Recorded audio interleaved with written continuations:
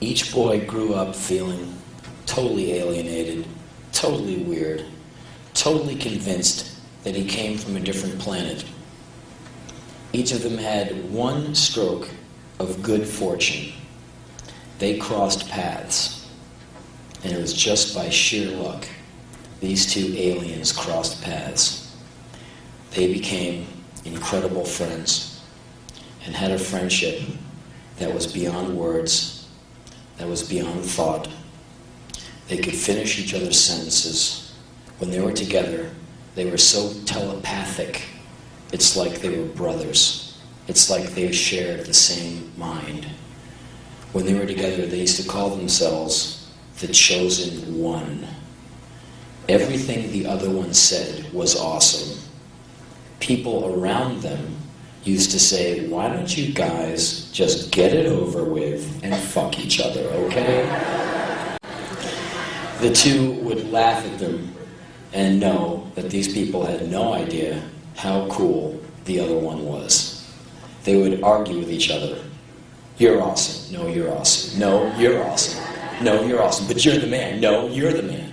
I guess I am the man. You are. No, but you are. On and into the night. They would watch really stupid movies for their comedic impact. Anything with Sylvester Stallone. The more serious the movie, the more the boys would laugh. They worked very hard in the living room, aping Sylvester Stallone's sagging face. They dissected the movie over the top, as one dissects Moby Dick or Ulysses. They got down every nuance of Sly's tortured face. They believed they were the funniest, coolest, most awesome guys on the planet. Together, they were invincible walls of mirth. They did so much cool shit, you will never be able to finish a book about the two of them. The epic movie could never be made because Lawrence of Arabia was 4 hours and it was too long for theatrical release. This one had to be about 50 hours and just no one would take it on. And you couldn't release a film called The Two Most Awesome Dudes Who Ever Was. The two guys spent years together, traveling through many countries, going through high times, low times, times of no money, no hope, no chicks, no friends, nothing but each other. A little while down the line, one comes into some money and says, hey man, you're living in that dump. I got this cool place over here, and you're awesome, and you can't be living in a dump.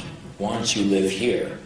And the other one said, that's great, that way we'll always be together and we will be the chosen one. The mind will be in full effect at all times and earth will come to us. We will be awesome at all times. And each one knew the other one was right. So they shared a house and it was amazing. They went to the Whiskey, a go-go, one night to watch a band. It did not matter what band it could have been. It did not matter who was with them. No one survived the treatment they gave people. It could have been Black Sabbath in 1972, their common favorite band, and they still would have bagged on Ozzy, because everything was funny when they were together. So the two of them are watching a band at the Whiskey, laughing until they urinate their pants at how funny the band is, when actually the band is kicking much ass. They're making it into the worst gig on earth and having the greatest time. People are passing them, recognizing both of them and saying hello. The two say hello back, and once the person who said hello turns away, they make stabbing motions at that person's ass with air knives. And laugh and high-five and bond even further. The two boys were a walking riot at all times. Maybe not to anyone else, but each other.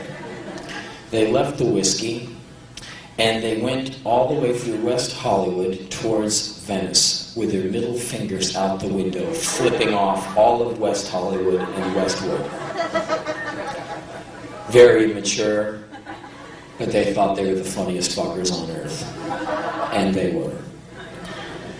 They got back to the house in time to go to the video store to rent Rocky V. And they even started getting ready for the movie 2 hours before they would watch it by looking at each other and saying, go for it. No, you go for it. No, you fuck me. No, I'll fuck. No, you fuck me. No, I'll go for it. No, you go for it. Hey, you gotta go for it, right?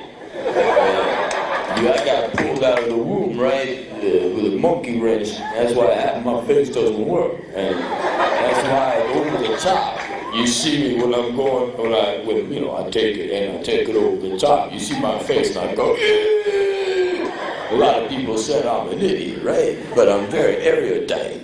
I mean, if Mel Gibson can do Hamlet, I can do Macbeth, right?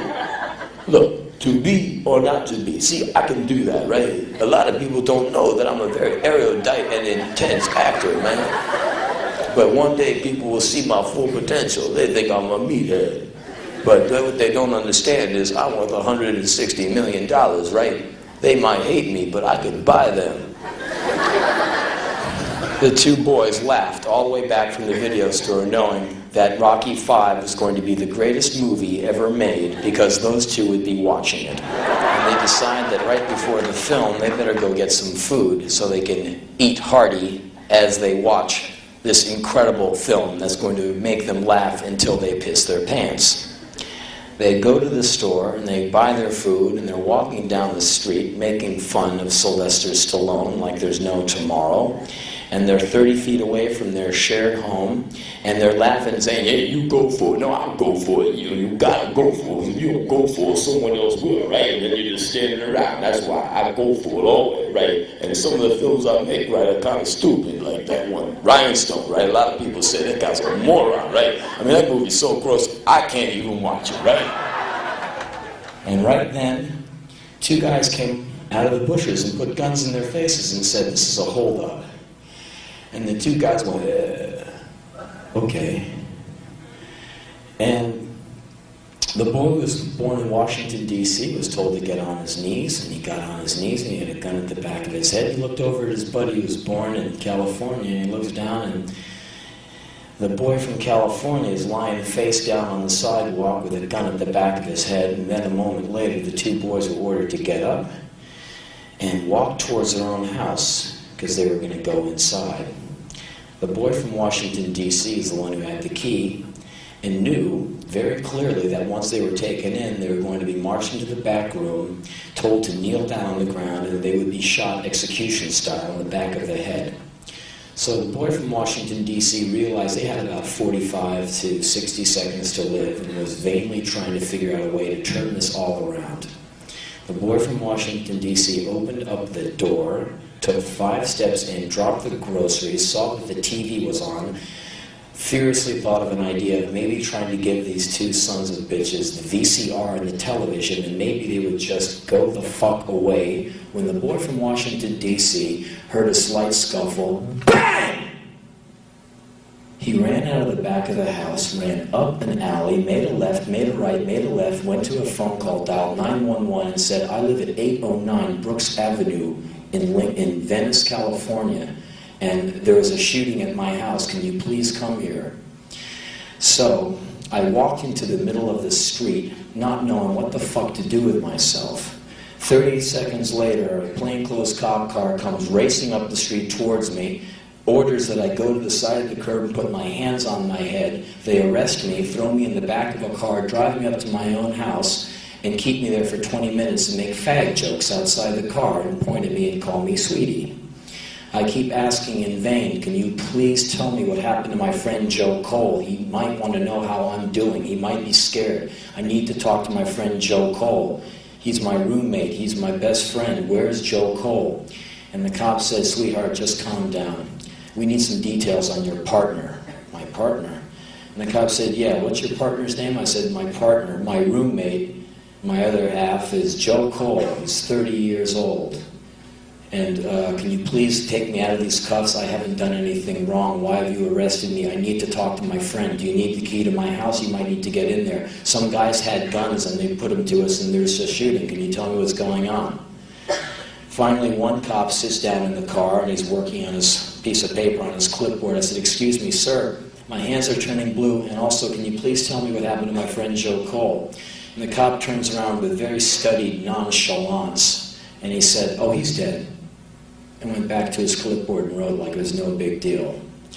So they held me for about 9 or 10 hours at the police station and let me go in the morning, and my friend took me back to my house, and we were preparing to clean up as much blood as comes out of a 6'4" young man who gets shot in the left cheek. And I was getting ready to mop up that living room, and me and my friend were saying, "We can do this, right? Yeah, we can do this." We're getting psyched up to mop up so much blood. And we get to the front porch, and there's television reporters there, National Enquirer, and there's a big puddle of blood right on the dirt on the front porch, and there's flies eating it. And I look down, and this puddle of blood is very big and very deep and very viscous, and there's a lot of flies eating my dead friend's blood, and that was Joe Cola, man.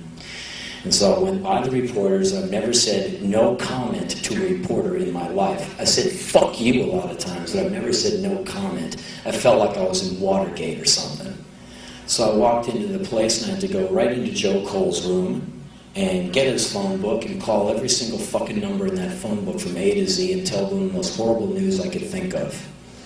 Between phone calls, I would have to steady myself so I wouldn't start crying and convulsing. I would have to calm myself down so I could make the next phone call. So when I talked to that person would hear a voice and not somebody on the other line going. So I did that for a while. And then it took us a couple of days of frantic moving, and we moved every piece of furniture and gear out of that house and threw it in a storage space. And I lived in someone's office for a few weeks and went on tour. And I'll tell you what, man.